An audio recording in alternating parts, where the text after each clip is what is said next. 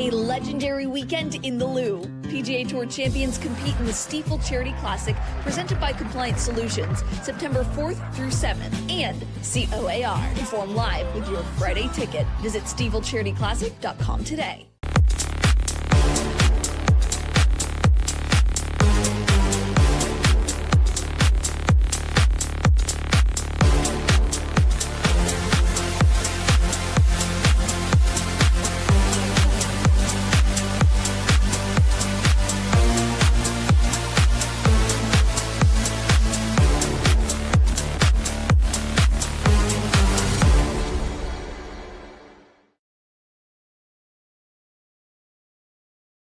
Hey there, welcome to the Randy Karraker Show, presented by DraftKings, where the crown is yours. Great to have you with us on STL Sports Central. Matthew Rocchio, Randy Karraker, and you can like this video. I'm hoping that we can get to like a 1.5 million viewers during the course of the show today. Yeah, during the live, we have a new record to beat. We have to get to 1.5 million live. So hit that share button, people. Get it out there because we got a lot of work to do this morning. Yeah, we really do. And the Cardinals don't have to do much today because they have the day off after losing to the Colorado Rockies. They lost 2 out of 3. Yeah, they're going to need it after yesterday. It was a tiring one. Jonke's coming into town tomorrow. So here's some fun facts about the Cards and the Rockies for you.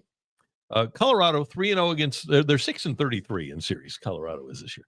That's bad, right? Yeah, okay. they've won 6 series. They're 3-0 against the Marlins, 2-1 against the Twins, 4-3 against the Nationals, and 4-2 against the Cardinals. They have a winning record against 4 teams. Cardinals are one of them. Out of their 6 series wins, 2 of them are against the Cardinals. They have not beaten another team in a series more than once. And we have this other fun fact for you.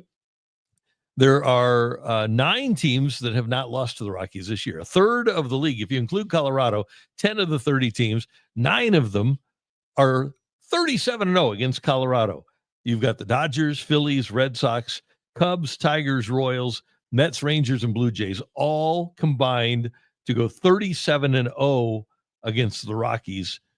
But the Rockies are 4-2 against the Cardinals. So not a great week for the Cardinals. Michael McGreevy did pitch well, but the Cardinals bullpen got tagged a little bit. And they, to their credit, they've been really good since the trade-off, since the sell. But yesterday, JoJo Romero got tagged for that home run in the top of the 9th inning, and the Cardinals lose by a score of 6-5 after leading the game by a score of 5-2. And this is part and parcel of what happens when you have a young team that is talented physically. They have the skill set, but they just aren't ready yet to win. And so this is why I've never thought of the Cardinals as a playoff team, Matthew, because it generally takes not every rookie is going to be like Albert Pujols and be awesome right off the bat. Most of the time, young players have to ascend to a certain level in the majors, and the Cardinals have a group where they don't have a superstar yet, and these players are hopefully rising to a level where they'll be able to play effectively and consistently in the major leagues. But at this point, they aren't consistent at all. Yeah, and that's a huge problem, and that's why we had the rhetoric we had at the trade deadline, and it's why you were playing with house money if you did get some wins, but at the same time, because of the way you've lost, because you won a series against the Dodgers, because you won a series against the Cubs, there's a lot of reasons as to why we're kind of angry, and the fans are angry after this series because there was a little hope, and as they said on Ted Lasso and well before that, it's the hope that gets you or kills you. Yeah. You always got hope, big boy. I don't know. I feel like you maybe you shouldn't sometimes. I don't think because that's what bites you in the ass. Thing. Yeah, when you buy a ticket, you're buying hope, right? You hope that your team succeeds. But to the Cardinals' credit, and I will reiterate this, not once have the Cardinals said that this is a playoff team or that they'll try to hopefully surprise some people. They haven't talked playoffs at all. So if they are going to talk playoffs and have that belief, then why should we? Yeah, I still, it feels like some of their rhetoric changed though in June and July from where it was prior to May. well, now that we got to make some different decisions because we're winning some games. Mhm. Like there were straight sentences where they said we have to change our decision making process because we're winning games. I think the quote from Mo was, I hope that I have tough decisions on July 31st. I don't think that he predicted anything. I think he hoped, and hope wasn't coming through. And this team is at 500. They're 16 games behind Milwaukee. How about Milwaukee, by the way? Would it make you feel better? No. You wouldn't?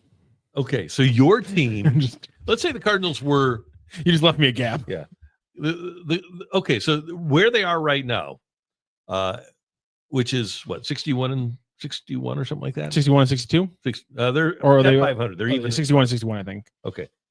So, but among those victories was and so you were in the exact same spot, but at some point during the season, you had a 12-game winning streak that got free burgers for the whole town. Would that make you feel better? Because it would make me feel better. I'm glad I'm not the only one who read that story. How about that? Incredible. The history of it too. Yeah, it's unbelievable. It was a promotion. This is in Milwaukee. Everybody in Milwaukee gets free burgers. So I'm blanking on the name of the it's like Gus's Grill or something like that. And the owner of it, the aforementioned Gus or whatever his name was, George Webb. George Weber. Thank you, Webb. The late George Webb. Sorry. Yeah. George Webb Grill. That's what it was. And so George Webb put out a sign for the minor league Milwaukee Brewers that if they ever won 17 games straight, he would give everyone free burgers. He then knocked it down to 12, and the minor league Brewers never did it. They then moved the promotion to the Braves when they got there. Mm-hmm. The Braves never did it. They then recreated the promotion when the Pilots came in, becoming the Brewers, which completed a little bit full circle. And they've hit it for 3 times in the history of the Milwaukee Brewers, this being the 3rd time. I love this story. I'm so glad you saw it too, Randy. I was absolutely infatuated with everything about it. Yeah. And so George Webb, the burger joint, local burger chain in Milwaukee, is going to announce details of the giveaway today. And so everybody in Milwaukee, because the Brewers won 12 in a row, is getting a free burger. So here's my thing. And by the way, I'm going to go to every location and get a free burger. But if my team is at 500 and they have won 12 in a row at some point, I don't care about the rest of the season. If I get free burgers out of it, I'm a happy camper. Like one time in fact, I think there might be an anniversary today. I think the Braves started off 13-0 in 1982, and then they also had an 11-game losing streak that year. Oh, really? I didn't know that. Yeah. That was I think that was the first instance of it hitting. This was in Atlanta in 1982. Okay. Because one of the instances of the Milwaukee Brewers hitting was to start the season, I think. And they opened up 12-0, or they opened up 11-0, and that's one of the times when they lost. Right, they did. Yeah. So that's one of the Brewers kind of crazy stories. Didn't make the playoffs. That's nuts. Bill Downs said lose 4-6 to the Rockies. Why? Ooh, maybe the manager. That's funny. I like that. That's good. I did think if we're going to talk about the manager, I did think yesterday was interesting because, to Ollie's, not credit, but I guess for him, to his chagrin, he avoided making the move in the 7th inning for Romero against all those righties. Mm-hmm. And so he's trying to work things out so that he could dodge Romero being up against all the righties. It's just that all of a sudden they're in the pinch point and it's the 9th inning. And the reason why he didn't go with it in the 7th is because it's a 1-run game. His hope was in our frames of the 7th and 8th, we can add a couple runs, and then I feel a little bit more comfortable about JoJo having to go up against all righties. So the offense fails, and then he still has to go with JoJo in that situation. I'm not blaming the manager for that one. No, you can make the right moves and still have them not work. And number one, the Cardinals don't have an established closer. 100% what Jeremy Hodges texted in. Yeah. I'm not blaming the bullpen. I'm blaming the offense that didn't show up after 5 innings. Ring the bell. Right. So yesterday was one of those situations. You can make the right move, the best move that's available to you, and have it not work out. That happened with, it's happened with a lot of managers over the years, But if you go back to, for example, when the Cardinals decided to go with Mitchell Boggs as their closer, who had been like had one of the best setup seasons in the history of the sport, but then they moved into the closer role and nobody knew that he couldn't handle it. And all the right moves were to bring in, for a while at least, Mitchell Boggs to close, and he just couldn't do it. But there wasn't another move to make. It's easy to blame the manager, but then you have to say, what was your first guess? What was your alternative if you're going to blame the manager for that one? I don't think that he made the wrong moves. I think that he made the right moves, and they just didn't work out. I think that's exactly fair. And so to blame the manager when he, again, is working with a bullpen that lost 3 of its best players. And that's, and to Jeremy Hodges' point, if you couldn't even blame the bullpen because the offense didn't add anything on after the 5th inning. But again, this is a bullpen that's working with 3 less pitchers than they were a month ago. And that's annoying. But, I understand why fans are mad, because you can't be dropping series against the Rockies while they're giving you hope with Dodgers and Cubs wins. So the Atlanta Braves in 1982 did indeed start off 13-0. And then yesterday was the anniversary of their final loss of an 11-game losing streak. So they had a 13-game winning streak and an 11-game losing streak in the same year. And then today is the anniversary of them snapping the 11-game losing streak. How about that? That's incredible. That is called riding the roller coaster. Yeah, they want to go into the playoffs. MT2330 comes in on the chat and says, why over the years with the Cardinals in their downward trend has there been no accountability? No one fired, no one taking full responsibility. Then they wonder why fans have become apathetic. Well, I'll tell you this. In a town like St. Louis, being around 500 or even a little over 500, it's unacceptable.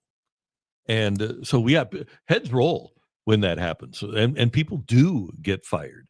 And if you haven't been paying attention, we had one guy get fired because, hey, 500 isn't good enough here.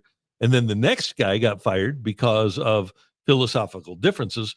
And I would say you better get in line over there. Otherwise, you will be held accountable. So I would suggest, as opposed to what MT2330 says, that there has been accountability. And that's why we are where we are. But yes, Mike Matheny got fired. Mike Schilt got fired. I think we've had a run of hitting coaches, right, that got fired. John Mabry got whacked. I also would say that while I think your issue is Jeff Albert, when somebody takes full accountability, usually people want heads to roll with alongside that accountability. Literally. Your issue is that John Mozeliak did take accountability for this team's failures to invest properly in the minor league system.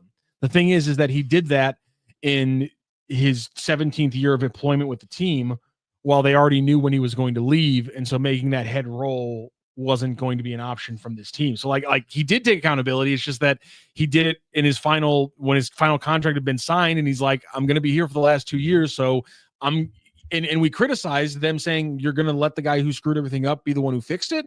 Like that was a move that was criticized. But to the Cardinals' point, there wasn't accountability. They just made the decision you didn't like, which was they let Mozeliak be the one to fix his own mistake. Well, was it his own mistake, or was it the fact that he had a certain budget? That's fair.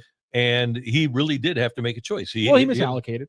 We can say that, right? We can say he made the mistake of how he allocated that budget. Sure, but then you could have a crappy minor league system and a crappy major league roster, or you could have a crappy major league roster and a system that you get going.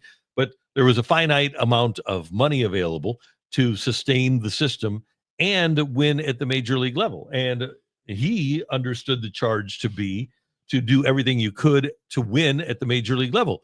Thus, the acquisition. And I'm not so sure that he was the one that was behind the acquisition of Nolan Arenado. I think ownership might have been spurring that one on a little bit.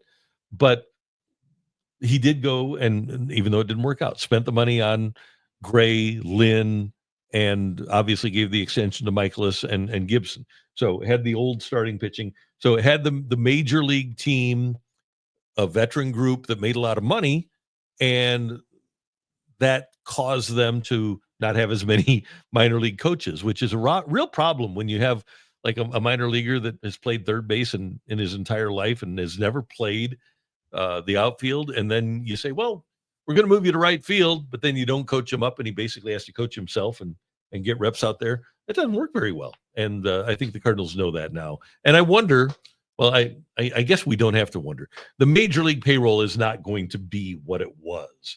The key for the Cardinals, the way they're going to win in the future, is by hopefully having well-drilled minor leaguers that make it to the majors, and then they'll count on kids to win. I think so, and I don't think it's going to completely bottom out. But we get a chat in here from Sean of St. Loserville, who's been very active, is talking about how the Card. I officially demand winning effort and spending money after the lockout. This team legitimately is on the brink of losing me altogether. I understand why fans are angered about the free agency moves, but this is. I just got to ask: you only care about money being spent. You don't care about the efficacy of that money. Is that what you're saying in the chat? Because I think what you actually mean is you want them to spend money that leads directly to winning, which is a fine thing to want. But the Cardinals did spend money. I know we beat this with a dead horse, but every time somebody's going to bring up this team not spending money, and we're talking about the payroll right now, this team did spend money. They were bad at it. That's why teams with lower payrolls like the Brewers are lapping them right now. And Bernie's talked about that in a lot of different angles, in a lot of different ways on this show, on STL Sports Central, on the Bernie show. So I think we are going to see payroll go down, but I still think we're going to see, like for this offseason, I still think we're going to see a fair amount of reinvestment of the money going out the door back into a pitching staff so that they are competitive next year in 2026. Right. So I think we're going to see money spent. I care more about that money being spent in a smart way. I'm not going to worry about the actual gross amount. We get this from Craig Lewis, and I will respectfully disagree with this, Craig. Mo was not capable of handling the Taveras death and has been managing scared ever since. Well, he goes out and trades one of the best pitching prospects in baseball in Shelby Miller for Jason Hayward, and they keep him for a year. They go out and in another effort, because Hayward left after a year for free agency, they trade 4 young players for one guy from Florida. Among those young, and this to me is aggressive. It's not scared. Trading Alcantara and Gallen and Magneuris Sierra and the other pitcher, Christian, whatever his name was, never really made it in the majors. But point is, Alcantara and Gallen wound up getting traded in that trade. I don't think that was non-aggressive. They go out and give $82.5 million to Dexter Fowler. I don't think that was non-aggressive. Then they go out and trade 3 more young players for Goldschmidt, still scrambling to try to make up for the loss of Taveras, the offense which you never had. I don't think that was non-aggressive. I don't think that was general managing scared. I think there were a lot of moves that were made to try to scramble to make up for the absence of Oscar Taveras. They didn't work out, but I wouldn't say that was general managing scared. I think that they were definitely desperate. They were scrambling, and it did not work out for them. But they spent almost a decade trying to fill the shoes that Oscar Taveras was supposed to fill for them. So I would respectfully disagree that they were managing scared there. Yeah, there's a lot of parts, because I think there's a lot of decisions, to Randy's point, that have been made because of what happened with Oscar Taveras and that tragedy. But I don't know how many of them are necessarily being scared. I think in retrospect, we react to the Marcell Ozuna trade in certain ways, but I think people need to remember that how much people were dying for a big bat, much like they kind of are now, how much people were dying for a big bat, and the fact that you didn't have an Oscar Taveras in the pipeline anymore, it was really starting to push that and become exacerbated. And by the way, not just Oscar Taveras, but when Alan Craig gets hurt in the 2013 World Series, Alan Craig was like the best RBI guy in the National League for a couple of years. He gets hurt during the 2013 World Series and was never the same either, and they wind up trading him during the 2014 season. But they expected that for 3, 4, 5 years that Taveras was going to be their number 3 hitter, and Craig was going to be their number 4 hitter. And there are organizations that have that sort of depth where you have multiple top 10 hitters that can fill in case of an injury. The Cardinals were not one of those teams or organizations at that time.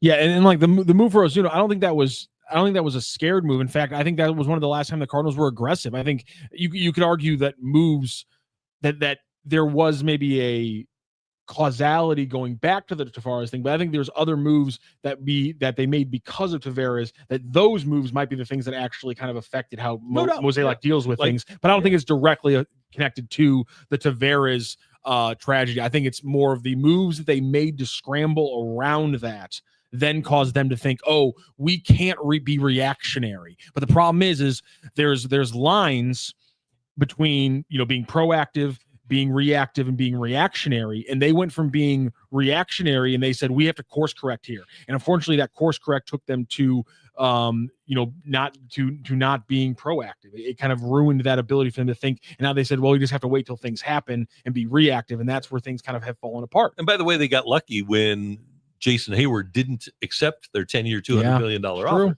because Jason Hayward was never going to win an MVP for them. They wouldn't have gotten Goldschmidt, who did win an MVP for them, if they had Hayward. Here's another one. You talk about aggressive. They were ready to take on the entire Giancarlo Stanton contract. They were going to give him everything left on that contract. They weren't going to have Miami pay anything. And fortunately for the Cardinals, Stanton didn't want to come here.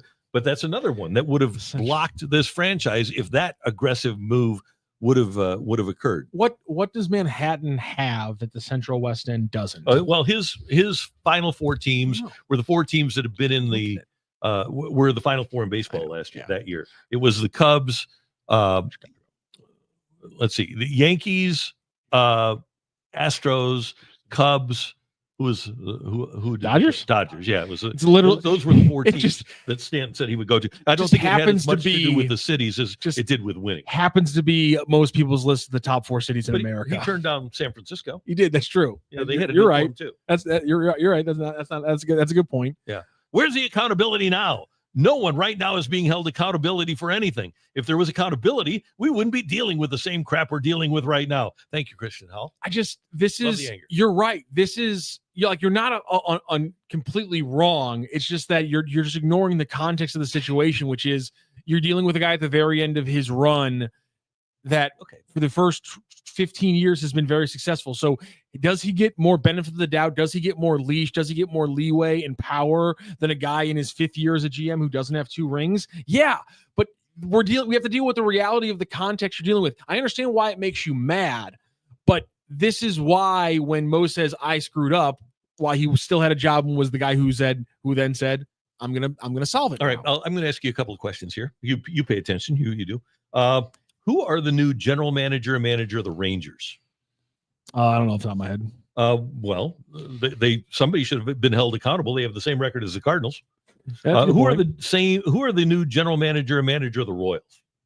I think it's a rebuilding year. They're sticking with their guns. Who are the new general manager and manager of the Diamondbacks? Because somebody has to be held accountable for that 59-62 disaster. I think they might roll a little bit longer with the group that got them to the World Series. Maybe. Okay. How about San Francisco, where Buster Posey and Bob Melvin are overseeing a squad that's 59-62? Where's the accountability in San Francisco? Have you heard about it or seen it? Well, it's an odd year. They don't really expect a lot. How about Tampa Bay? Tampa Bay's 59-63. Do you think they're holding Eric Neander and Kevin Cash accountable up there, down there in Tampa? No, probably not. They got a plan. Oh, okay. The Orioles, Brandon Hyde was held accountable. That's good. The Twins, they're just a total mess. Who's being held accountable in Atlanta this year? Matthew? I think we've talked a lot about Atlanta, and they see this as a blip in the radar. They're ready to keep on cruising. Oh, okay. I just, if you think that 500 is something that requires everybody to be accountable, and by the way, John Mozeliak is walking out the door in the next couple of months. I think that's an unreasonable expectation for sports in general. And I think, as Mo would say, maybe a little bit of patience and a little bit of rationality. He doesn't say rationality. I just did. I think that might be useful here. And why I talk about him taking accountability and being understanding why fans are mad, but talking about the rationality of the guy being at the end of a run, that you have to just understand that he was going to get more leeway. Because in 2022, when I started working with you and Michelle, you guys were already off the air kind of speculating like, okay, it feels like this Mo thing's winding down naturally. He admitted it. He feels like it's winding down. So like if we're talking about a lot, so let's pinpoint, in my opinion, and I'm not sure if the fans or you disagree. I pinpoint something between 2016 and 2019 as when things started to change with the Cardinals. Somewhere between 16 and 19, things changed. And so for me, I feel like, to you and Michelle feeling that point, that the Mo departure was probably being talked about inside the offices starting in the early 2020s. So that's why I'm saying to people who are like who are mad that still that head didn't roll. He was so entrenched. He was such a part of the decision-making process. I get why you're mad.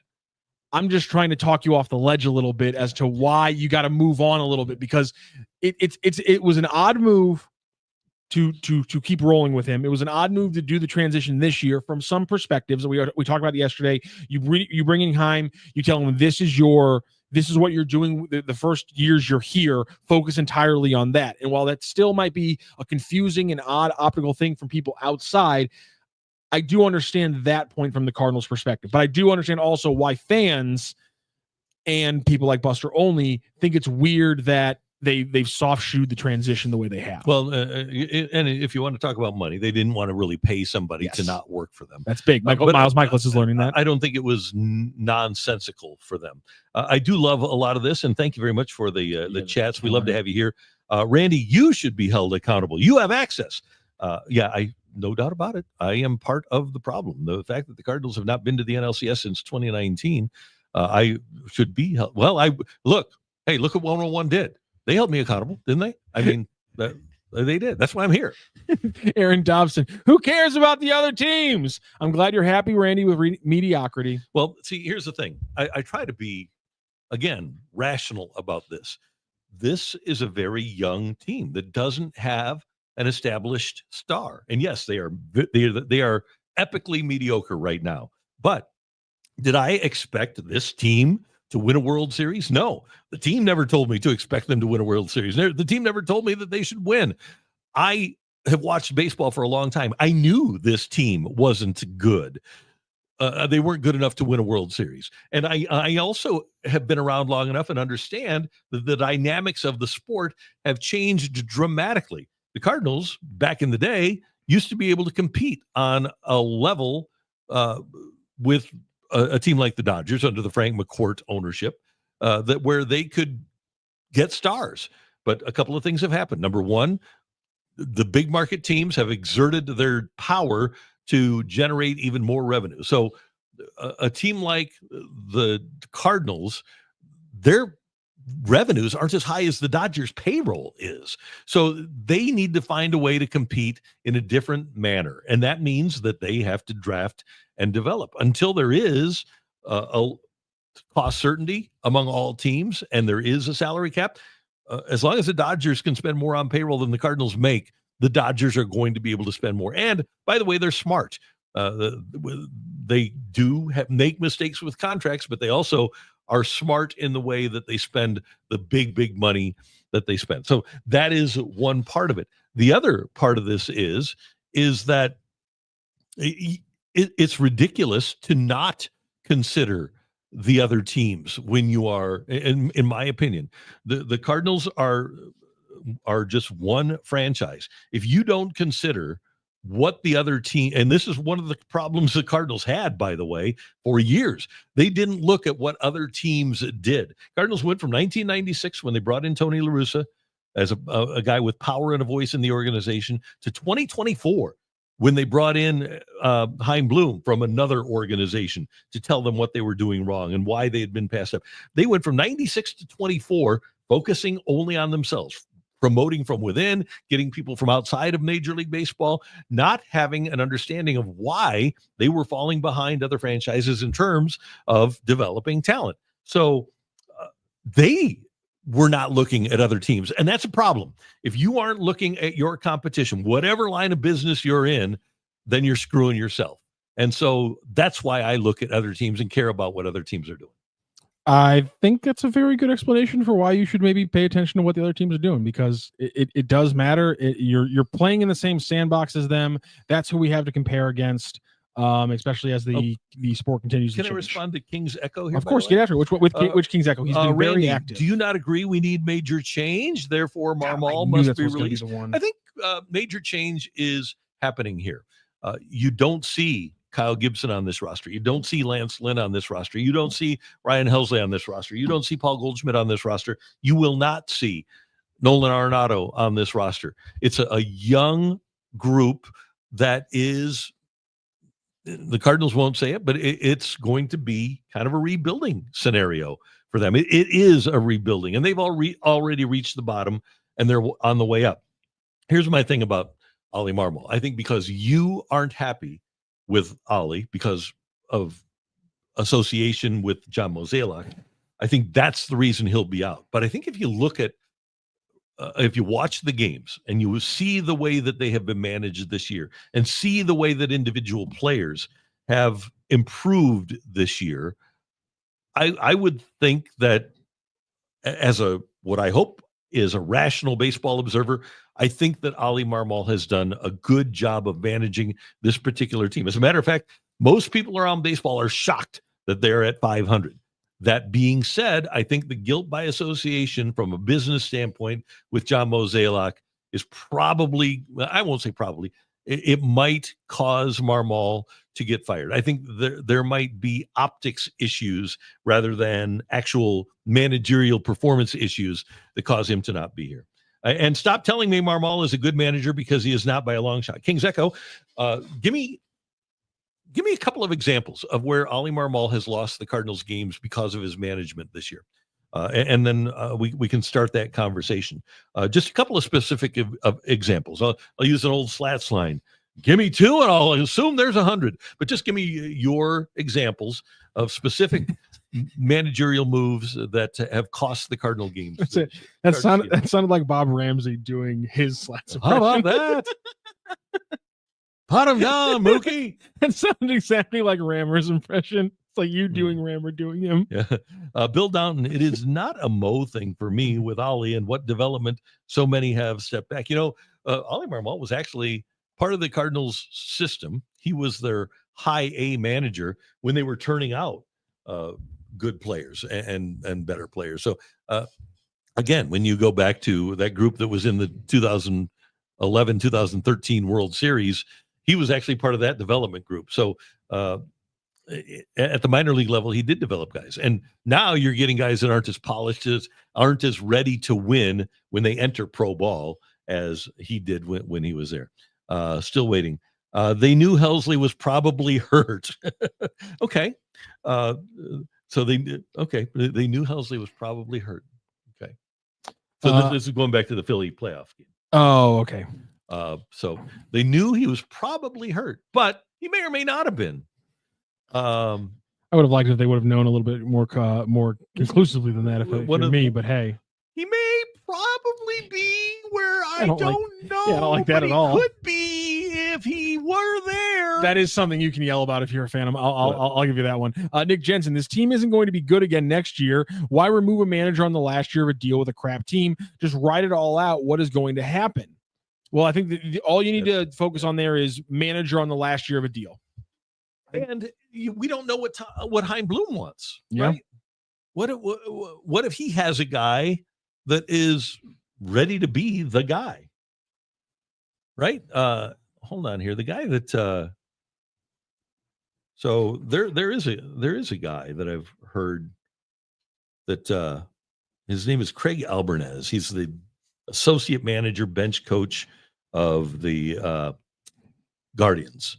And apparently a sharp guy has a history with Hein Bloom, has a history. He's credited with developing Patrick Bailey, actually, in San Francisco a couple of years ago. He was a catching instructor there. He began his coaching career in 2015, served as a coach for the rookie-level Princeton Rays for the Rays organization. So there's familiarity there with Hein Bloom. And so that's just a name to keep in mind is Craig Albernaz, the associate manager, bench coach for the Cleveland Guardians. And so I would think that there's a possibility that the Cardinals will make a change. And I'll admit that I don't find the fault that a lot of you find with Ali Marmol. And I think he's gotten better, by the way, over the course of the last few years. That Shocking. being said, shocking that a young man, one of the youngest managers in baseball, the youngest manager in baseball, if you stick with him for a few years, becomes a better manager and learns how to make those decisions in crucial moments and things like that. Remember the game? Shocking. And I think we actually talked about it. The game in Tampa where Michaelis, I think he had a one-hitter or no-hitter going. He allows a triple, and Ali comes out and takes him out right away. He brought in Palante, and Palante allowed a base hit. And and Ali heard me complaining about that on the radio, and we ran into each other at an event, had a long discussion about it. And Ali, to his credit, and still to this day, when you ask him about moves he's made that he regrets, he says, I shouldn't have taken Miles out of that game, and I didn't think he should have either. So he's got the ability to admit mistakes. But I do think that he has done a couple of things. Number one, he's kind of taken over the eye test thing, and I think that's important. I don't think that he's all analytics now, even though he does use the analytics as a tool. But the other thing is when you look at a guy like Brendan Donovan, who's ascended as a major league player, when you look at a player like Mason Wynn, who came up under Ali Marmol and is a really great defensive player and is ascending offensively. When you look at, and you might not like it, but the fact of the matter is a guy like Nolan Gorman is getting better. You look at a guy like Pajes defensively. He decided to go with Pajes defensively, and he's getting better. We don't know if Scott will get better. Walker, decent rookie year, down. Front office kept sending him down, coming back up. I think there's a lot of individuals that you can look at on this team too and say, okay, that guy is getting incrementally better. He might not be as good as he's going to be yet because he's 23 or 24, 25 years old, but I think you can see young players improving. So I think there are positives, even if you have this this belief that Ali can do nothing right. I think unless you really have a burr in your side about Ali Marmol, I think you have to admit that he's done some good things good. No, some people definitely do. Gary Holland says he kept starting Fetty. That was not. You need this no is control over that. This is why it's important every once in a while just to tap in and hear the manager talk. Because if you heard Ali Marmol talk on his appearances with the Gas House Gang or in post games, he didn't want to keep making that decision, but his hands were tied on. Yeah, that was a management thing. Come on. He was pretty open about that, and I think he was on KMOX, right, with Bernie, saying on the air. He said, I'm trying to not get in trouble here, but just kind of read between the lines. Fetty was on his team, and he had to start him. So I don't think that that's a managerial issue. I think that's more of a Pobo issue. Christian House says the only thing he can get right is the bullpen, because Christian's saying he hasn't seen any improvements from Marmol. So if he manages the bullpen well, and you're seeing a lot of the young players on the team grow so far, what else do you want from a manager? Like those seem to be two pretty important things for a young manager with a young team: is bullpen management and young players are improving over the course of the season. Those are two pretty important things, and that's what we've seen this year for the Cardinals. The people who bitch about the lineup changing every day, yeah, it's not 1986. Sorry. Yeah, welcome to. I don't know what to tell you. Well, like Donovan doesn't move as much. Newbar doesn't move very often. Like these are guys who have played either second base or left field the majority of the last 2 months of the season. We're finally seeing Newbar move a little bit, but like I don't get people complaining about him changing the lineup up a lot. That makes no sense to me. It's part of what baseball is, and that is part of numbers if you have access to them. And one guy is hitting 480 against a pitcher, and the other guy is hitting 130 against the pitcher. And it's apples to apples. You play the guy hitting 480 rather than the guy hitting 130. And here's another part with this particular squad is they're trying to develop and observe as many players as they can. So you're going to see different lineups here because you don't know when 2027, when this team is ready to take off, who is going to be a starter and who is going to be a bench player. If somebody makes it clear that they're the best player at a position, then they're going to play. That's why you see Brendan Donovan get the preponderance of time at second base. That's why you see Mason Wing get the preponderance of time at shortstop, because the guys who prove that they can be there in 2027, they're going to be in the lineup and keep getting opportunities and keep getting reps. Gary Holland says he has his hands tied. LOL. I don't know what to tell you. He doesn't make the roster decisions. Nick Lauman says should release Miles. Again, not a decision he has to make there. Garrett Hampson, ? From Philip Meyer. I would imagine he would like some other flexibility on his roster. Hence, I think why we're seeing Lars Nootbaar play center field now. But Garrett Hampson's on the roster, and again, that's not his call. No, he's so there's a difference in hockey. They call the general manager many times the manager. In baseball, there's a general manager that oversees personnel, and then the manager, as once I guess was famously said by the Pobo, I get the blanking players, you manage them. And so the manager is not making it. It's not like Whitey Herzog in really Whitey 80 through until Maxey got here in 85. Whitey Herzog was in charge of personnel. He was manager and general manager. That is not the power that Ollie Marmol has within this organization. If you weren't aware of that, John Mozeliak, Bill DeWitt Jr. make the personnel decisions to determine, and mostly Mo, who's going to be in the dugout. And then Ollie, for better or worse, is given the responsibility, we think, of determining who among those 26 guys is, for the most part, going to play. Now, if a guy has a contract, if he's Miles Michaelis, he's not going to the bullpen. He's not going to. He's going to start. If Eric Fetty is here, he is going to be a starter. He's not going to be down in the bullpen. So there are some things that are absolute givens when you are a manager that come from on high.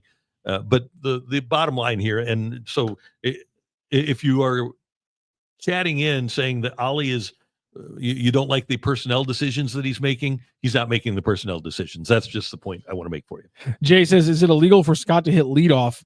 I don't like that's one of the things you're going to complain about is after everything we've complained about with these old school mentalities, the one thing you're mad at is the guy batting 186 over the last 2 months isn't the leadoff hitter. Like, I feel like if he was the leadoff hitter, there's another entire group of people, Jay, who are calling Marmol a terrible manager for having a guy batting below 200 as the leadoff hitter, which, by the way, would be the correct way to criticize that move because that'd be dumb. I thought in the middle of the season when maybe earlier in the season when he was going well, there was something to be said for it, but not now. Yeah, he was batting 260. Yeah. Very different. So there's a thing called confirmation bias where you decide something, you decide what your opinion is, and then you kind of pick and choose the facts that you want to have. Well, they might be alternate facts to validate your opinion rather than looking at the situation. We've used the word rationally a lot. Rather than looking at it rationally, you say, okay, he must be bad, and so he is bad, and here's why, even though the reasons may or may not be valid. Is that, do you see some confirmation bias going on here? A little bit, yeah. I think that's what's happening. By the way, we got a text who was asking, is that 160 average or 160 OBP? You know what? Credit to you. Since June, it's a 182 average, but it's a 284 on-base percentage for Victor Scott. You got to get that higher in the lineup if you get a chance. And this is the issue also with context and nuance. Gary Holland, I don't think Tony La Russa's hands were tied. Again, youngest manager in Major League Baseball, Tony La Russa in his, after he leaves Oakland. I feel like the amount of power those guys have, we should be able to figure out which one's naturally going to have a lot more say in an organization as well. Just because, Tony La Russa or a newly promoted John Mozeliak, who had more power with the Cardinals in that situation? Tony. Yeah, exactly. Yeah, Tony was here, Tony had the most power. But year 20 John Mozeliak versus year 3 Ollie Marmol, ladies and gentlemen, this is what we call a power imbalance. Yeah. A couple more. I want to get to Craig Lewis. Matheny was garbage. He had a team that should have won 2 more World Series, but Matheny didn't know not to pitch to Big Papi. Well, that was not good when he didn't walk Big Papi. That was bad. But it's interesting that Mike Matheny has a higher winning percentage than Tony La Russa and Whitey Herzog, who are just below him in Cardinal history. Now, I will also gently point out that when Mike Matheny took over, he never had Albert Pujols. He never had Nick Punto. He never had a healthy Rafael Furcal. He never had a healthy Lance Berkman. He never had a healthy Chris Carpenter, who was gone after 1 year and was never really the same after that 2011 World Series. He never had a healthy Jason Mott, who closed out that World Series. And there were a lot of players that did get better under Mike Matheny. But to say that we always hear that he was given a Lamborghini and drove it into the ditch. The difference, go look at Baseball Reference and look at the players that played in Game 7 of the 2011 World Series, and then compare it to what Mike Matheny had by Game 100 of the 2000 or Game 81. Go to Game 81 of the 2012 season. They are dramatically different. So I think you can, again, you can criticize managers, and hey, there's valid criticisms of Mike Matheny, but to say that he took over a World Series team is a little bit disingenuous. If you were Travis Ishikawa and like you heard that Mike Matheny was in the same city you were in, do you think you'd be like, can somebody find him so I can just shake his hand? Yeah. Or I just want to shake your hand. Send him a fruit bouquet or something like that. Thank you so much, sir. I appreciate that. That was another one. Waka pitching when you had Martinez and Rosie down in the bullpen. Yeah, that was not the best move. I now, if I see a pitcher coming into a game who hasn't pitched in 2 weeks, like there's a tick in my brain. Like I feel like a blood vessel is about to pop. Like you tell me now coming into the game, they haven't seen him in the last 3.5 weeks. For some reason, they just haven't gone to him to close out the season, but now they're going to use him in the playoffs.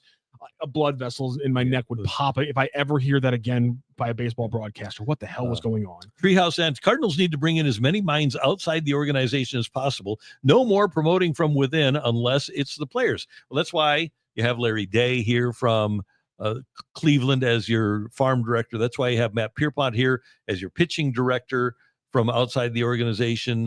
He was with Seattle. That's why you have Rob Cerfolio as your minor league director from Cleveland. That's why you have Ethan Goforth here as your new catching instructor. You have a lot of different people here, and you don't see Gersh around, although Gersh was at the ballpark last Friday, but you don't see him around as the general manager. Yes. It's a misallocation of resources problem as well. Ethan Goforth is a base coach. Third base, his name's Goforth. Oh, yeah, how are we not having the guy coach either first or third base? This is a misallocation of resources, Cardinals. Right. His last name is Goforth. You put him at first base. Yeah. The man was born to send runners. Come on. Yeah. You've got Carl Koken, your director of performance from the Dodgers. So you've got a lot of people that are in this organization now that have come from other organizations. And by the way, when you have Cleveland guys, and Cleveland does a great job of bringing up young players. When you take Cleveland development guys and get them into your organization, when you take Seattle pitching guys and get them into your organization, when you get Dodgers performance guys and get them into your organization, those are not just bringing in people from the outside. Those are people from really accomplished franchises that you would hope can do a really good job for you. Now, I don't know how good any of these people are at their jobs, but I do know that where they came from, the jobs that they have, those organizations did a really good job of. Yeah, I think that's fair. And we're getting a lot of reaction here. Treehouse and Ollie doesn't want to manage anyway when he had to, which is why he brought in Yachty last week, and he's trying to entice him. Take that job from me. Well, that might be. That makes sense. I get that one.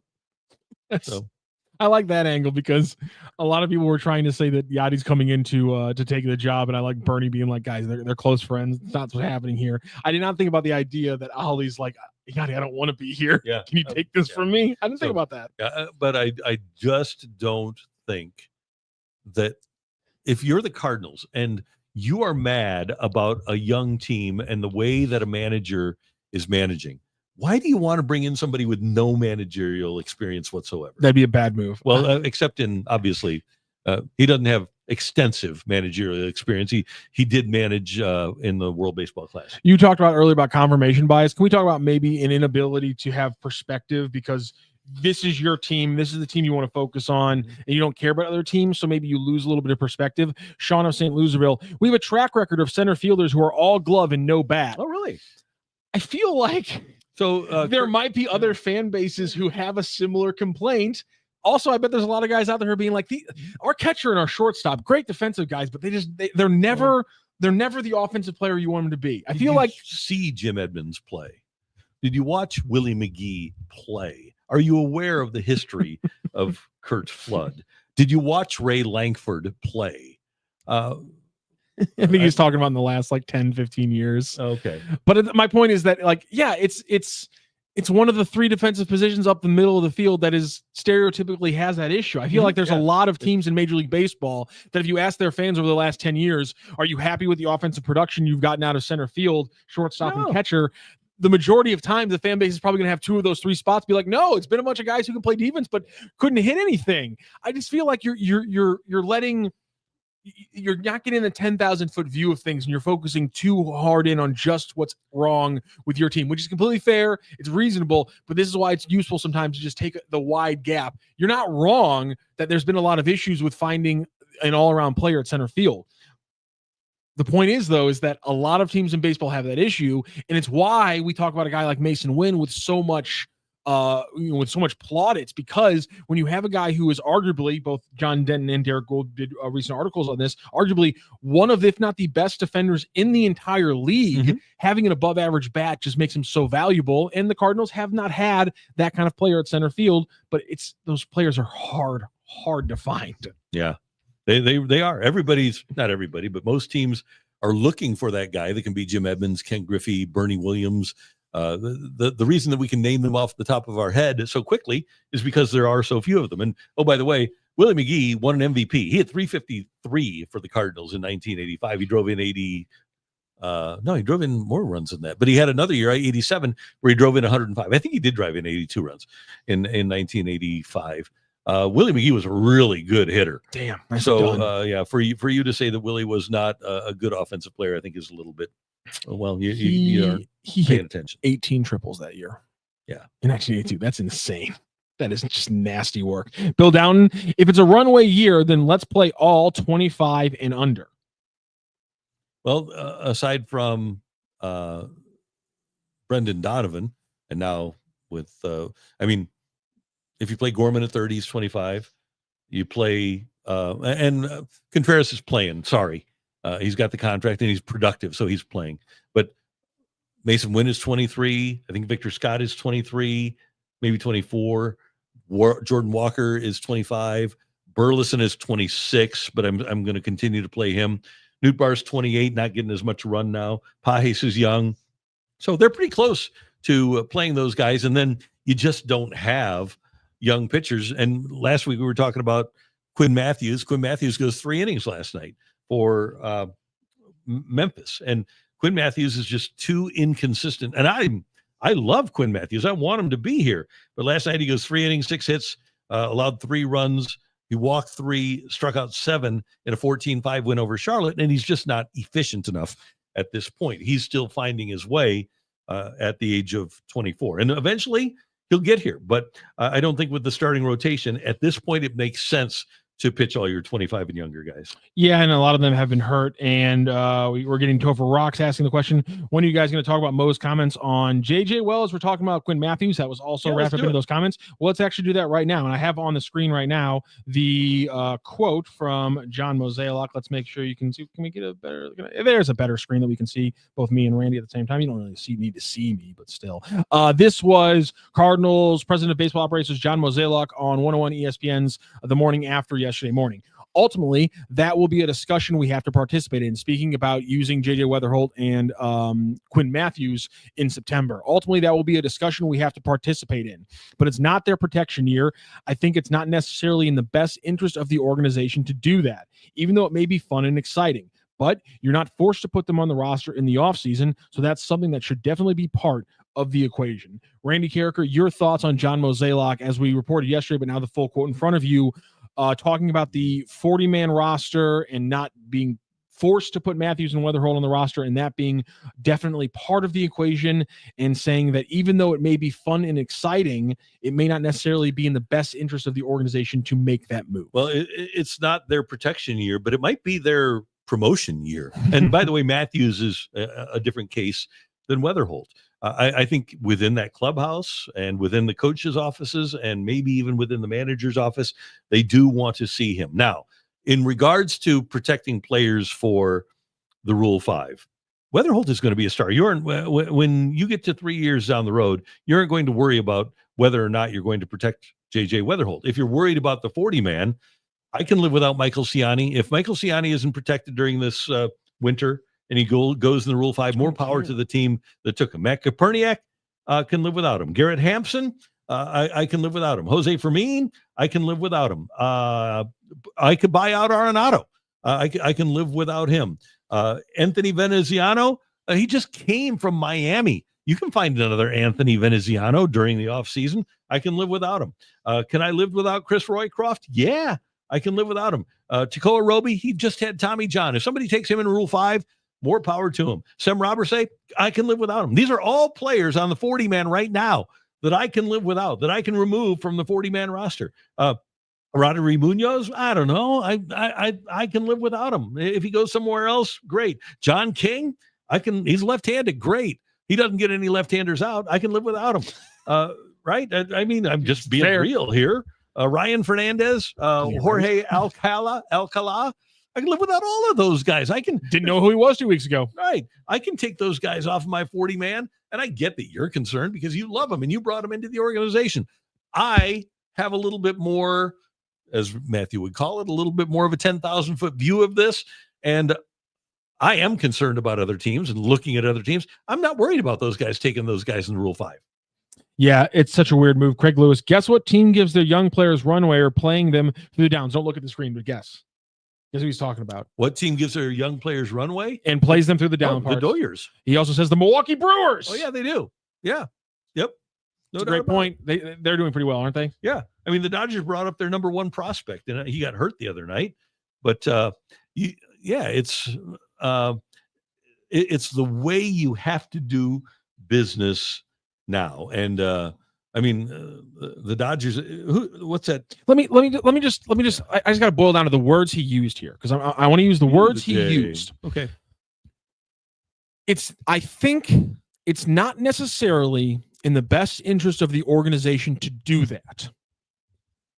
And the question was framed from Martin Kilcoyne was bringing up Mathews and or Wetherholt in September. I don't understand that thought process on JJ Wetherholt. I can understand the thought process on Quinn Mathews. Mm-hmm. He had not yet had just the 3 innings performance, although to his credit, to your point, putting it on the stat line, and it's just a fact, those 6 of those 7 strikeouts were the first 6 outs of those 3 innings, by the way. Like he had a lot of struggle, but when he's getting guys outs, it's because he was getting them to swing and miss. But anyhow, so fine. I can understand that pushing Quinn Mathews might not be the best interest of your organization to do that. Somebody's putting in the chat, he's a 4th-round pick. Maybe don't force the issue with him. Mm-hmm. But as we were talking about, he's making AAA pitching look like softball pitching. He was having a lot of success against AA pitching, which some people say is a better rubric for being a major league hitter, where he was still having, I believe, a 790 or maybe even above 800 OPS at AA as well. So I can't find, I'm trying, and we try to give them the benefit of the doubt because they have to think of things in such a different way than we did. It was an 892 OPS at AA. Jesus Christ. And then 223 at bats. So they have to think about things the other way, but I'm trying to think about all the different angles on how seeing JJ Wetherholt for a month isn't in the best interest of the organization. Of course it would be fun and exciting. That's even more reason to do it.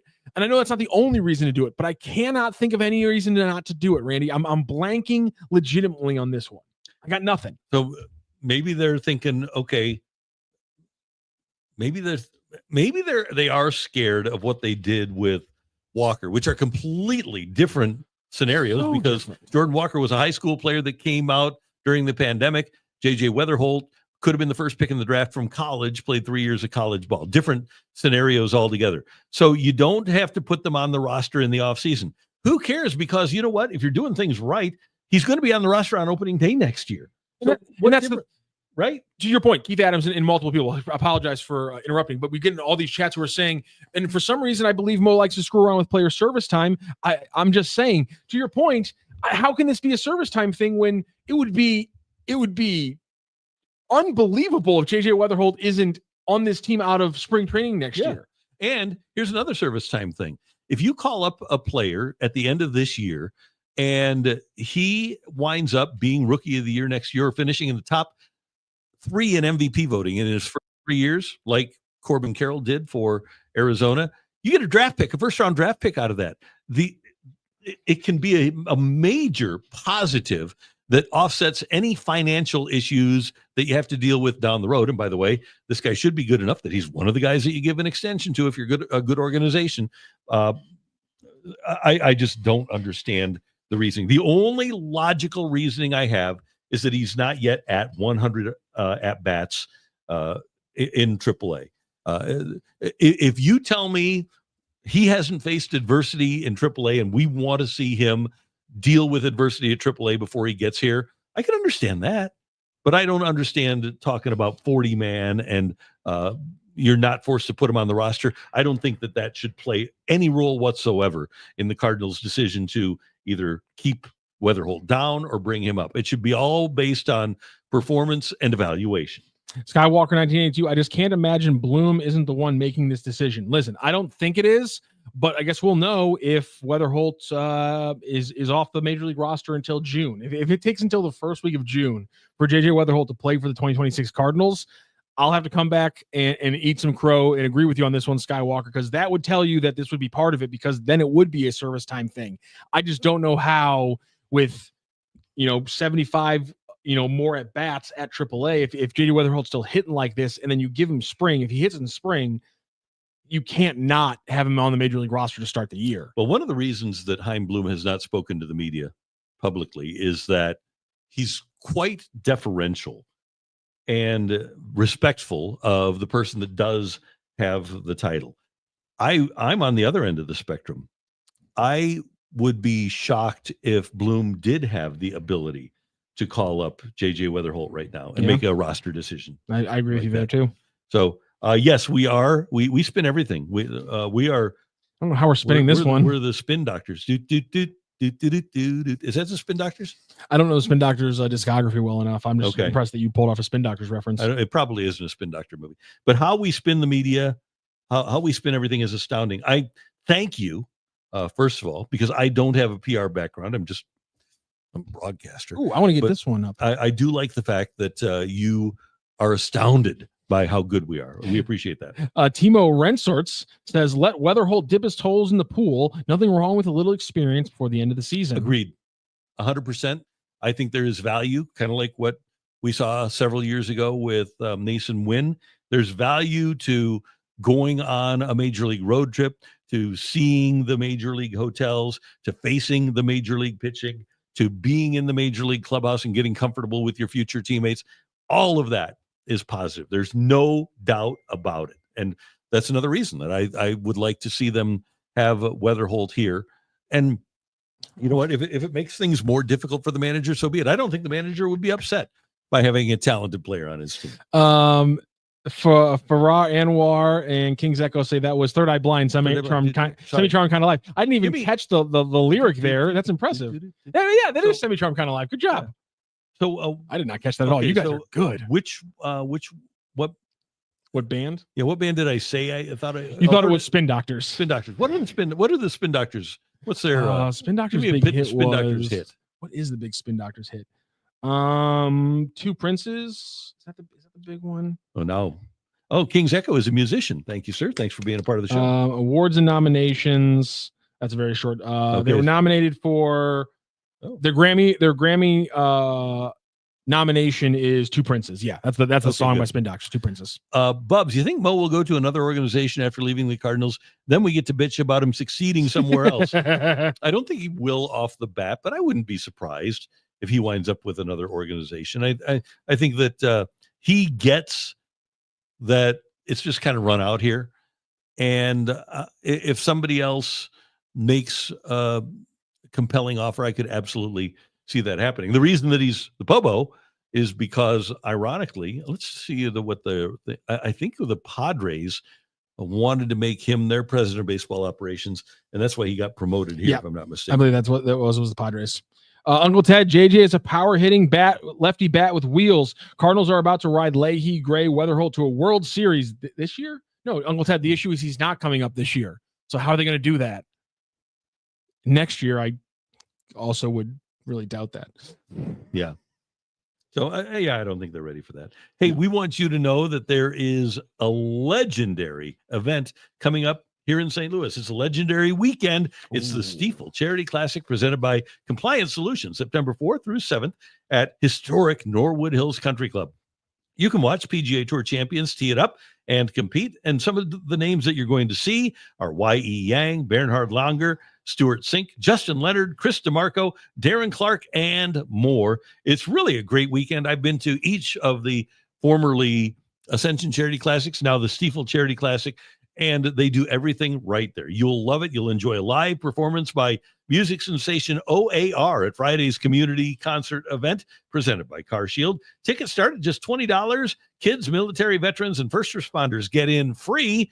Get your tickets today at StifelCharityClassic.com. That's STIFEL, StifelCharityClassic.com, StifelCharityClassic.com. And we'll see you at the Norwood Hills Country Club September 4th through the 7th. And we'll be giving away 2 tickets to O.A.R. coming up a little later. But for now, we got to talk a little football, Randy.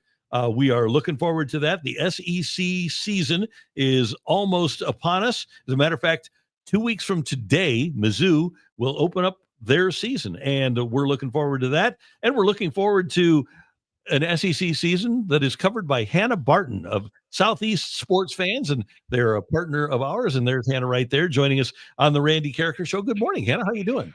Good morning. How are y'all? Everything's great, and we love the how y'all. We're having a great time, and I know that you guys are off and running. You're doing a great job with Southeast Sports Fans. Tell us about what folks can find when they go here on YouTube over to Southeast Sports Fans.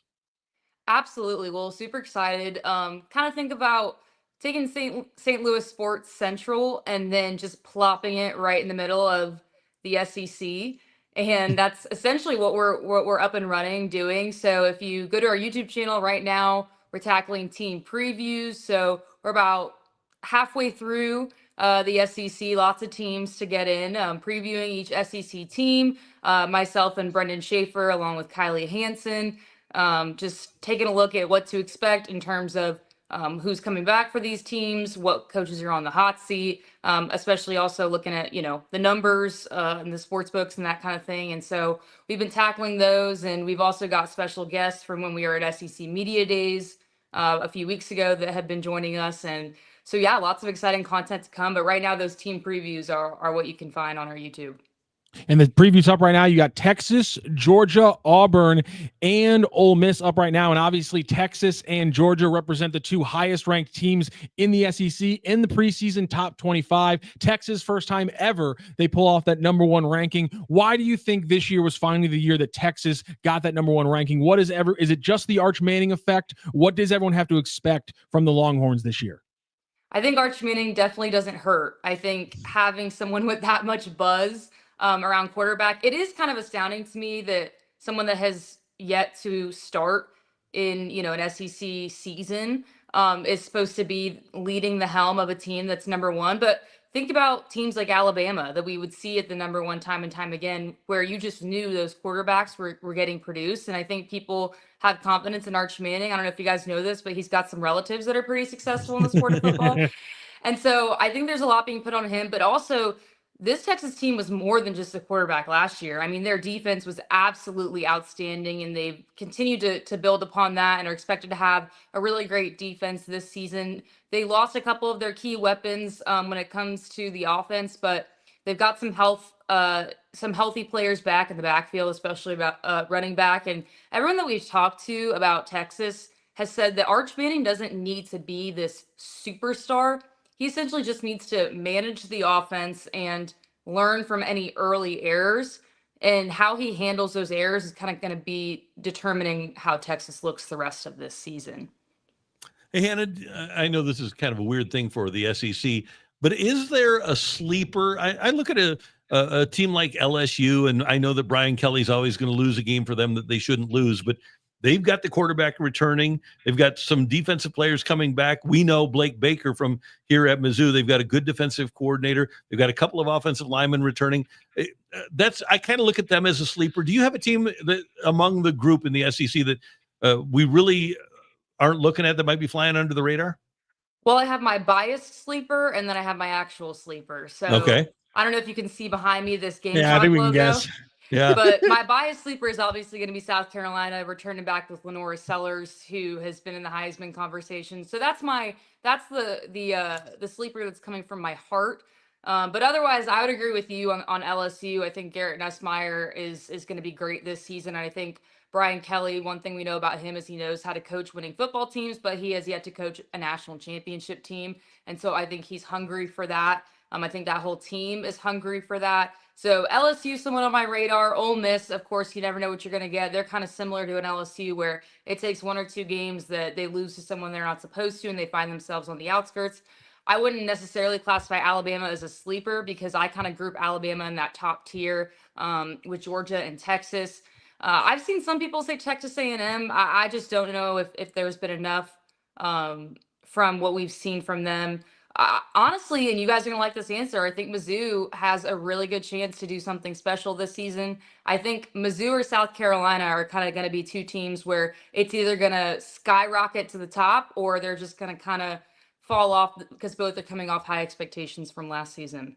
And it might come down to that game, right? Just like it did absolutely. Last year, right?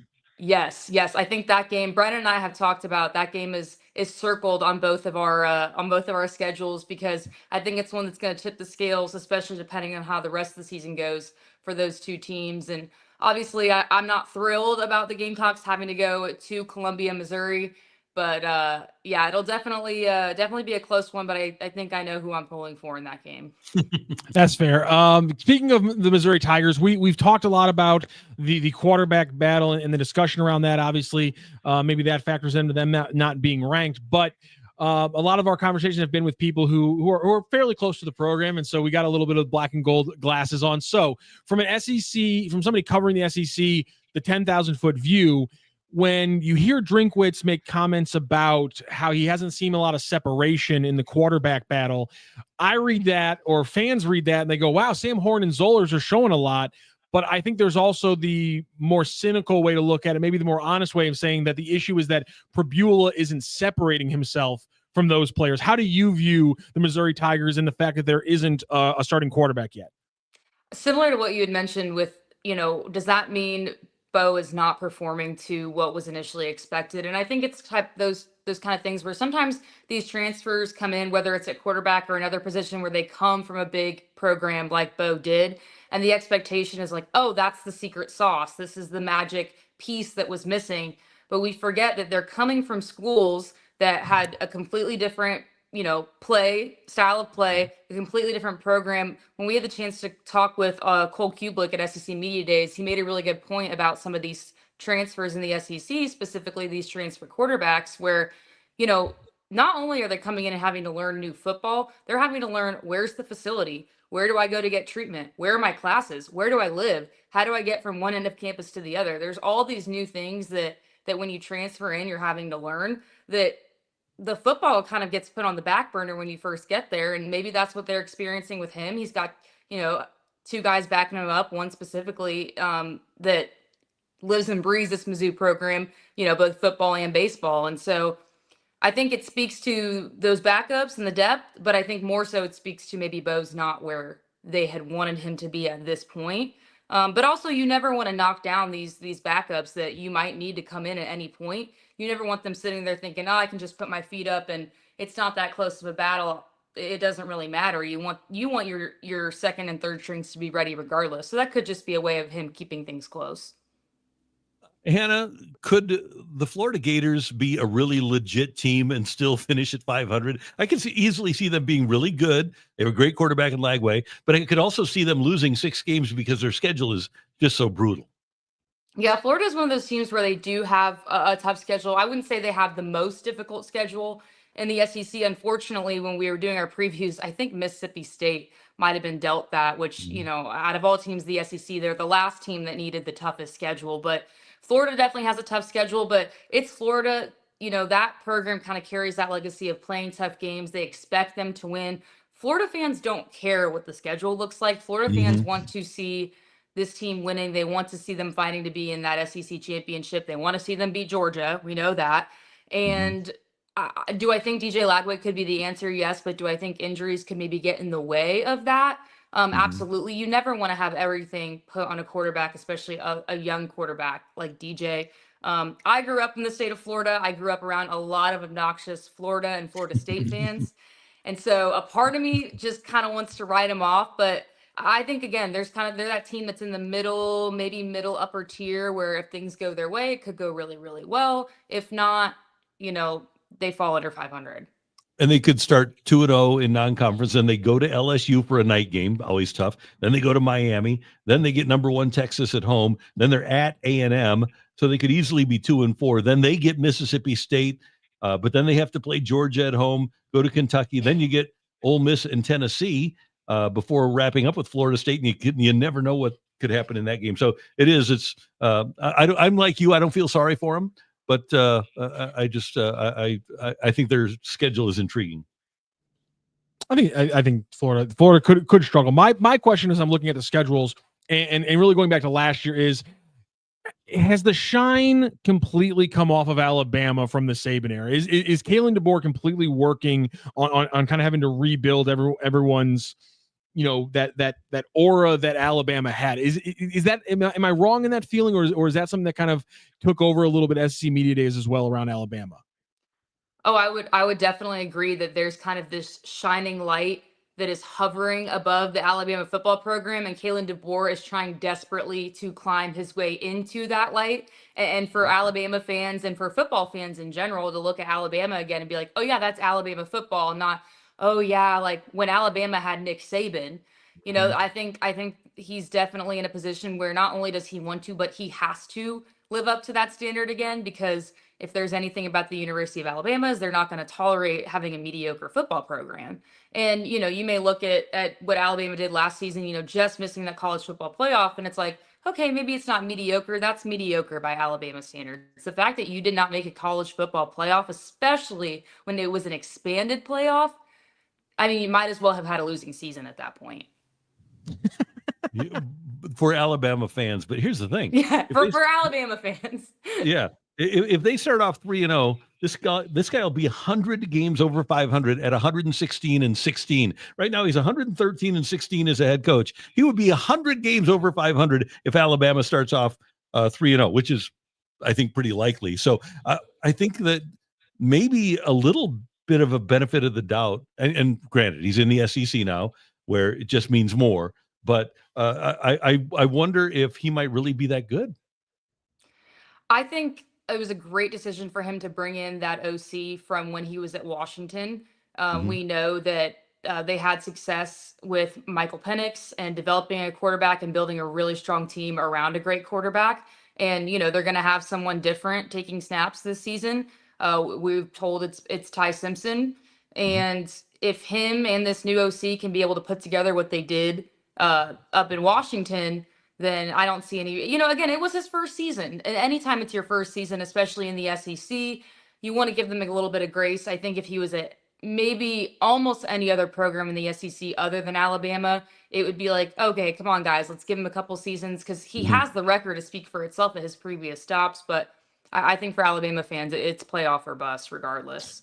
So looking at all those previews that are up right now on southeastsportsfans.com, and you can go to the YouTube as well. Again, Texas, Georgia, Auburn, and Ole Miss. So because I think we talked a little bit about the teams that could make a run from the SEC that aren't ranked right now. Obviously, we like the idea of Missouri, but forgetting, let's get rid of all the STL labeling on the show right now, and forget where you are. If you had to pick between Ole Miss or Missouri, one of those two teams being ranked at the end of the year, which do you think the team has a better shot at it? I'm going to go Ole Miss just because I think Lane Kiffin is a great coach. I think he's hungry. I'm very excited to see their starting quarterback. He is an athlete. He graduated from high school 2 years early to be a part of this program purely so he could learn, graduated with his undergrad at 19 so that he could purely focus on football when he knew he was going to be the starter. And I think I'm going to go Ole Miss just because anytime I think of Lane Kiffin, I think of that competitive edge. And truthfully, because if I pick Missouri, then that means they most likely got that win over South Carolina. Doing a little math. I respect it, Hannah. I respect it. So, hey, one more thing about your Gamecocks, because we all know about Sellers, but it's obviously it's, and I know that they have other really good players.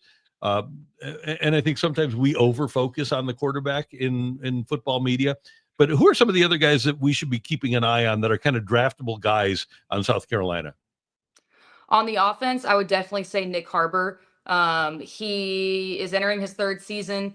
He, in the spring, his past 2 years, has actually ran track. Phenomenal track athlete, made Olympic trials, final at Olympic trials in track. But he's kind of been that guy where he was someone really, really fast that also was pretty good at playing wide receiver. And this spring ball, he stepped away from track, said, I'm purely going to focus on football. And from what we've heard from the South Carolina camp is he's really been able to develop those football skills and become kind of that football player that also happens to be really, really fast on the track. So he's definitely someone to keep an eye on the offense. I think on the defensive side of things, the secondary, you're going to see some great things from DQ Smith, Judge Collier, and Jalen Kilgore as well. Those are all guys that have been with this program for a couple seasons that have continued to develop. I think on the defensive line, another one that we saw at SEC Media Days is Nick Barrett. He's kind of going to have to fill some of those big gaps left on the defensive line. And if you're talking about defense, you have to talk about Dylan Stewart. I mean, him and Lenoris were kind of these breakout stars on both sides of the ball. Last year, Dylan Stewart had Kyle Kennard kind of helping him out as a duo. This time it's all on Dylan Stewart. I mean, he was phenomenal as a freshman last season and just a freak athlete if you look at him. I mean, I don't think he's got an ounce of body fat on him. And now he's going to be entering his sophomore season. And so I think that's someone that you really want to keep an eye on. That's probably going to be on a lot of those watch lists when it comes to the defensive end of things. Randy, Nick Harbor, the wide receiver, spelled N-Y-C-K. Do you like that? Yeah, that's good. That's the guy that Missouri couldn't stop last year. Sounds about right. Yeah. Yeah. By the way, when you were a little girl, who was your first favorite South Carolina player? You seem to be about the age where Jadeveon Clowney would have been, or was it before Clowney? I was gonna guess Lattimore. So, fun fact about me is I actually did not grow up a South Carolina fan. Right. Okay. I became a South Carolina fan when I committed to the university and throughout my time here. So I actually grew up watching a lot of Ohio State games. I had parents from the Midwest. So I remember a lot of Ohio State, and actually funny enough, the first college football player that I really remember being a fan of was Marcus Mariota when he was at Oregon. Oh, okay. Choice. I don't know why. I think it was, in that era when Ohio State played Oregon, and I kind of really liked everything that he had to say and he had to do. So Marcus Mariota was someone that I remember being a fan of when I was a little kid. But as I've become immersed in the Gamecock fan base and Gamecock culture, I definitely have a favorite Gamecock player, but they're from more recent years. So.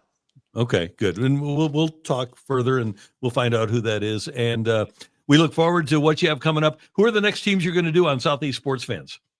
The previews. We have a couple in the can right now that are going to be coming out. Mississippi State, Arkansas, South Carolina, and Oklahoma are the ones that you can expect. We've also got Tennessee that we're going to be shooting here pretty soon, as well as Kentucky and Mizzou, of course, will be coming up here shortly. Looking forward to that. Hannah, great work. Thank you so much for the time, and we will talk to you soon. Thanks, guys. Have a good one. See you later. Hanna Barton from Southeast Sports Fans joining us here on the Randy Karraker Show on STL Sports Central. And you're always able to watch that again on YouTube. Just subscribe to our YouTube channel, and you can always come back and watch it. And if you want to like this video, you want other people to see it, do that as well. And don't forget to subscribe to our newsletter. All the great work from Bernie Miklas, who will join us tomorrow here on this show, and just all kinds of cool stuff. Great sports content for you here at STL Sports Central. I want to get we have something fun to talk about, but I want to get our trivia question out there to everybody so they can get their questions in. And the Stifel Charity Classic presented by Compliance Solutions is back in the Lou September 4th through 7th, and music sensation O.A.R. is now headlining a community concert on Friday after the first round of play. And if you want to go, you can win tickets right now. Just jump into the YouTube chat and guess the answer to today's trivia question for your chance to win. The first person to get both answers gets both tickets to O.A.R. If you only get one, you only get one ticket. Well, no. Today we just have the one question going. Okay, good. Today it's just the one question because we were talking earlier about offense and sometimes the lack of it at the outfield position. So I decided to put together a little trivia question about offense from the outfield position, which is, speaking of outfielders with a bat, which Cardinals outfielder owns the franchise record for single season home runs from that position with 42? Okay, easy. I can't make it too hard for everybody, Randy. No, you can't. And we're talking about Cardinals offense, so I wanted to make it a little topical. So get into the chat right now with your answer. First one to get the correct answer for this question is going to O.A.R. on Friday, September 5th, courtesy of our friends at the Stifel Charity Classic. And oh, by the way, you can get tickets by going to StifelCharityClassic.com for more details. That's STIFEL, StifelCharityClassic.com. And we'd love to see you out there in early September, that first full weekend in September, the Stifel Charity Classic. It's awesome, and you will enjoy it. Larry Walker, Matt Holliday, Ducky Medwick. All the early answers right now. What's going on here? Come on, people. Okay. I know you guys got the correct answer in there. Yeah. But not just yet there. Get into the chat line. Come on now. Type. Randy, we didn't get to talk about it yesterday, but you were fascinated by Jerry Jones peeling back the curtain and maybe being the most truthful we've ever heard. Jerry Jones be truthful. And so he's got this new Netflix documentary out, produced, I think, by him, and telling all these great things about Jerry Jones. And there's been speculation and belief, and actually Stephen Jones has denied in the past that Jerry Jones is saying what he says for effect, that he's doing it to get clicks, to get people interested, to enhance the brand. And oh, by the way, the Cowboys are the highest valued franchise in the NFL, so the brand is definitely there. And there's always been like an implicit belief among people that are around the Cowboys that Jerry Jones does this intentionally. And Stephen Jones has said, no, we don't. But Jerry Jones, at the premiere of his documentary the other night, did finally admit, that I love the drama. And the best part about this is that this came out on the same day where Denzel Washington, very big Dallas Cowboys fans, was on First Take Set on ESPN. And he had this quote: "There's box office and there's Oscars. Jerry, been a while, huh? Ain't been to the show. You wouldn't know what it is to win." And I said, I love the Cowboys. I love the Cowboys. I really love them. That's why I feel this way.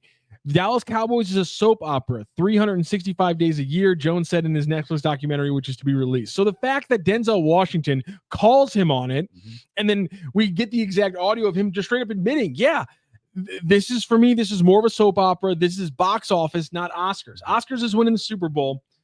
Box office is being the most profitable and largest media empire in the NFL. They are the most profitable team. They are worth the most. They are the most popular team. They are a media empire within themselves because of that star.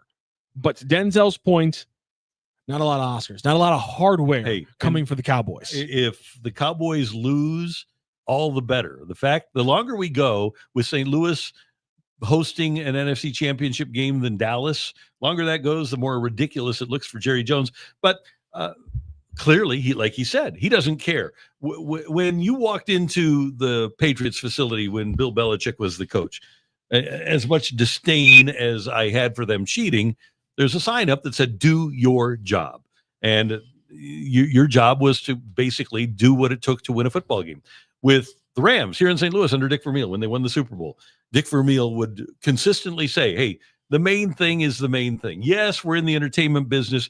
Yes, we're concerned about other things. But he, like one of his successors, would never have worried about a marching band from a high school wearing purple because you were playing the Ravens. The main thing is the main thing, and the main thing is winning football games. Well, winning football games isn't the main thing in Dallas. And if I were a fan, if I were spending thousands, in some cases millions of dollars for tickets to be going to Cowboys games and expecting them to focus on football, I would be kind of ticked off that Jerry Jones says, no, it's great to have great players and athletes, but we like to have the soap opera, and we are a 24/7, 365 soap opera here. And I like the controversy. He said, if things aren't going, that we want to have a little bit of sizzle, and I'm happy to provide the controversy. And I think that's for the people that are associated with the Cowboys. If you're a player, if you're Micah Parsons and you can find a way to get out of there, if you want to win, you get out of there as fast as you can. And I feel for the players that are in Dallas that really, truly do want to win. Kind of feel sorry for Brian Schottenheimer too, because the owner just said, our focus is not winning Super Bowls. Our focus is to be as spectacular off the field as we can. It's really funny to me that Marty was plagued with running the team for one of the cheapest owners in history and couldn't get over the hump. And now his son's going to get to run the richest team in history, and he's still going to be plagued with the exact same issues of an ownership group that does not get it. Right. By the way, the answer correctly answered by Timo Renswartz is Jim Edmonds, who did it twice, did it from the center field spot. Obviously, that is the most home runs by a Cardinals outfielder in the history of the franchise, 42, 2 different times by Jim Edmonds. Timo Renswartz, as I just put in the chat, please, congratulations to Timo or Timo. It might be. I have a friend named Timo, but we have a soccer player now named Timo, so I don't know which one it is. Congrats to Timo or Timo. Please text us your first name, last name, and email address to 314-590-3770. Credit to Dalton Ferris, who actually did beat Timo to the winning answer, but Dalton won on, I think it was Tuesday where Dalton won. So, Dalton, you're already going to O.A.R. We can't give you another pair of tickets. You already got one pair of tickets. We can only give you one for a little giveaway like this. So, Dalton, credit to you. You got it right first. But Timo was the first one who had not won in the last couple of days to get Jim Edmonds. So congratulations to Timo. You're going to the Stifel Charity Classics concert of O.A.R. on Friday night. Okay. Can you put the second to last one from Cole Bassett's, no, third to last one from Cole Bassett's left foot up about Jerry? Yep. That one. Yeah, there we go. Cole, where are you going with this? Where are you going? Here. So he's going with the women who are trying to pay for college, Randy. Okay. Jerry takes care of the women. I was just wondering. They're trying to get through college. So if you haven't heard the story, and their university takes only cash, small bills, please. So people have come up to me many times over the years, and I do appreciate it. I never get tired of it, and said, hey, thanks for standing up to St. Louis in that town hall meeting at Stifel when the NFL held their little dog and pony show town hall meeting. And Eric Grubman was the representative at the NFL, and he's as bad as any of them. He was a scoundrel, terrible guy, bad human being. I can only wish bad things upon him. But in my speech, I've got 31 NFL owners that have either received an award or been recognized for philanthropic work in their community. And Cole, I think this is where you're going when you say give Jerry Jones credit. Well, he cares about the Cowboys. He cares about the community. He says, behave. Jerry Jones' network with the Dallas community is legendary. Okay. So here's the thing. So I've got these pictures, and at the end of the dog and pony show, Eric Grubman calls me up to the stage. And so I shook his hand and I said, hey, you want these? And I had a stack of pictures, all full color and everything. And he said, no, that's okay. Well, I had photos of every owner in the league except for Stan Kroenke, because you couldn't find one, doing philanthropic work in their community or receiving an award. And the photo that I had of Jerry Jones was with a couple of hookers. Local community, small business women. No doubt about it. Is how we phrase that, Randy. Yeah. Local community, small business women. So that's what I found for Jerry Jones. And so that's what I wondered if you were going there, because it was a great community work and very philanthropic on his part. And I would be very proud to be a Cowboys fan if Jerry Jones was my owner. The Jones family has donated over $3 billion to combat homelessness and poverty. Yeah. The $3 billion is a lot of money. Cole Bassett, I am serious. Yeah. He's being very serious. Samuel Howe says, as legendary as the Stars running the community ice rinks. Oh, that's a topical burn. Nicely done, Samuel Howe. Good job there, well champ. done, Samuel Howe. Yeah. Well struck. Well done. It doesn't make him any better. He's just he's a bad guy, and I hope his team loses. Randy, we'll close it out with this one. Okay. So Saad, I guess maybe. So Saad, 45-45. Jim Edmonds was the best ever center fielder for the St. Louis Cardinals. I think you can absolutely make that argument. You had Terry Moore, who didn't hit for the kind of power. Flood obviously was awesome. Willie was great. Tony Scott. Another radio, Tony Scott. Another Tony Scott that was traded for Joaquin Andujar. David Green was not great. After Willie Ray was really good, but not to the level of Jimmy Baseball. Then you bring in Jimmy Baseball, and then nobody since Jimmy Baseball has certainly lived up to those standards. So I would tend to agree with you. So sad, 45-45. So sad, 45-45. Jim Edmonds was the best ever center fielder for the St. Louis Cardinals. I would agree with that. Do you ever watch the videos or listen to Nate Bargatze? He's very funny, great comedian.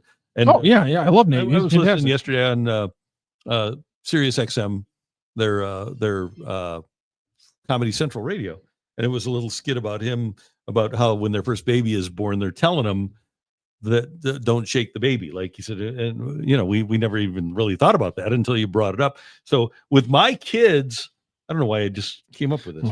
So I used to hold them on my lap and then bounce my leg, so and I would go shaking baby, shaking baby, shaking baby, shaking. And it wasn't a serious shake; they were just bouncing. But that was what I was saying when I had my little kids on my lap, shaking baby. Sometimes actions matter more than words, guys. Yep. He was saying he was shaking the baby, but he was only bouncing the baby, and that's what matters. By the way, so sad. By the way, Willie McGee didn't have no power, but Willie was great. Here's the thing about Willie, and he was not a power hitter, but he was perfect for the ballpark. It was 414 to center field. I think 385 down the lines or in the alleys, and 335 down. Maybe it was 365 and 335 down the line. It was not a power hitter's ballpark. You didn't want a power hitter playing for you at that time. That's why the Cardinals only had one, because that was a ballpark where you needed speed, and on both offense and defense, you could be a difference maker with speed, and Willie definitely was. A little quick final thing here. Again, I know Let's Turn 2, who was the winner yesterday, he sent in his info to the text line. So Dalton Ferris, who won on Tuesday, and Timo, who won today, make sure you text in your info, first name, last name, email address to 314-590-370. Thank you to our good friends at the Stifel Charity Classic. And get out there, because you can get incredible swag like this hoodie. Look at how freaking beautiful this hoodie is. This hoodie, look at how stylish this hoodie is. Oh, it's nice. And look at the Stifel Charity Classic right there. I mean, this is a versatile piece of wear. So get out there to Stifel Charity Classic. And Steve Dotson, I might even have more good news for you. He says, hang in there, fellow fans. Only 6 weeks of Mo. Mo said during the summer that he would probably check out during August or September. I don't think he's sticking around till the end of the season. So he's going to say, by the way, guys, I'm gone, but don't call up JJ Wetherholt. I'll come back. If you call up JJ Wetherholt, I'll come back. I wonder if he might just go. Sometimes people just quietly go off into the night, and I wonder if he might do that. So don't call up JJ Wetherholt. Yeah. Steve, thank you very much. Thank you all for being a part of this fine program today. Thanks to Hannah for joining us. Thanks to Wilson for getting us on the air. Matthew is always doing spectacular work. Don't forget, tomorrow, Bernie will join us. Looking forward to that. And we hope you will too, here on the Randy Karraker Show on STL Sports Central, presented by DraftKings, where the crown is yours.